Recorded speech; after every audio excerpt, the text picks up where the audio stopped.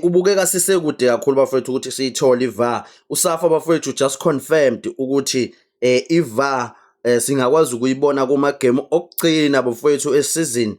Lapho bekhala khona ngokuthi angazi ama-finances kanjani, even though bafowethu it doesn't make sense because we really need bafowethu iVAR eSouth Africa. There are so many teams abhenefithayo base kuthiwe kubenefit Orlando Pirates kuphela, but siyazi bafowethu ukuthi ubani ababhenefitha kakhulu ngokungabikho kwale VAR bafowethu. Bese silindele ukuthi sizoqala le season sibe sesinayo bafowethu iVAR. La okuvele khona ukuthi kahle kahle bafowethu ukuconducta iVAR ku-PSL kuzocosta u-70,000 per game. And-ke ngicabanga ke nawe uma uzobala ke bafowethu wonke ama-game sibale nalawa amanye futhi ama-domestic cup like abo-MTN 8 abo-Nedbank nabo Carling knockout bafowethu, la imali khona estimate khona ukuthi ingagcina ifike around boma 18.41 million bafowethu rand ukuconducta nje iVAR, which bafowethu is not something esingathi inkulu kangaka when it comes to football.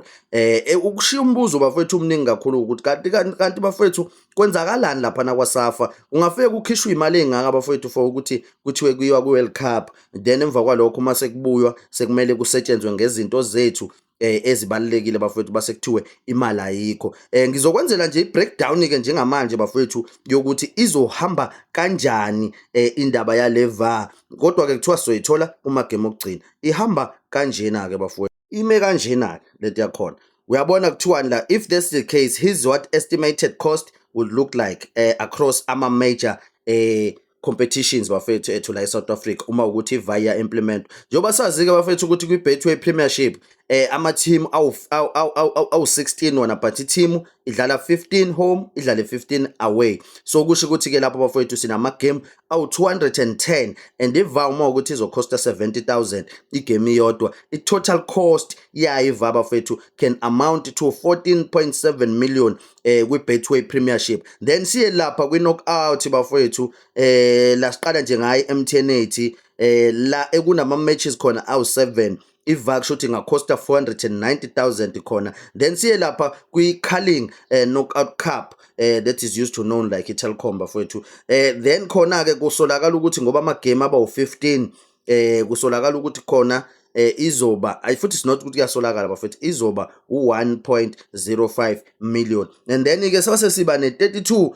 knockout tournament lapha lena ekuyi-Nedbank bafethu nakhona bafethu ama-game awu-30 one matches bafethu, then azokhosta boma around boma 2 million. Then once-ke uma usuyicalculator yonke lento iVAR nje bafethu ukuthi irane per season izokhosta 18.41 million rand ukuthi wonke lamagame abe successful. Okuyinkinga ke bafethu ngoba ayi-understandeki kahle nanayo lento ukuthi why iVAR bafethu ibize kangaka, kanti yini le ngaka bafethu kusuke kungekhona nje ukuthi kuxhunywe i-screen then kube nabantu ababhekayo. Lo 70,000 per match bafethu kufikwe kanjani kona, because mina would like to know ukuthi kufikwe kanjani ngoba sazi-ke laphana bafethu ukuthi kaSafa ziningi inkinga laphana kunokulwisana noZungu. Manje they are running for uSafa president, bazocompete nje nabo noYordan ukuthi ubani ozophatha bafethu. And yabona-ke manje-ke isazosilimaza kakhulu bafethu lento yokuthi singabi nayo iVAR